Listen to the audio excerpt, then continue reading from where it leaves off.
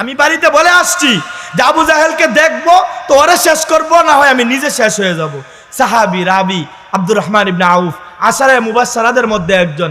জান্নাতের সার্টিফিকেট যে 10 জন সাহাবী পাইছেন এদের মধ্যে একজন হলেন হযরত আব্দুর রহমান ইবনে আউফ। মানে দুনিয়াতেই জান্নাতের সার্টিফিকেট পাইছেন এমন একজন সাহাবী। তিনি বলেন আমি অবাক হয়ে গেলাম, বাচ্চা মানুষ বলেটা কি? আমি ওই ছোট্ট নওজোয়ান যুবককে আমি ডাক দিয়ে বললাম, বাতিজা এই আবু জাহেলের ব্যাপারে তুমি এত খেপ লাগেন, এই আবু জাহেলের সাথে তোমার এত দুশ্মনী কিসের যে আবু জাহেলকে শেষ করে দিবা, না হয় তুমি নিজে শেষ হয়ে যাইবা? এটার কারণ কি? এই আবু জাহেল কি তোমার বাবাকে মারছে, নাকি তোমার মাকে মারছে, নাকি তোমার বংশের কাউকে মারছে? আল্লাহু আকবার, আল্লাহু আকবার, আল্লাহু আকবার।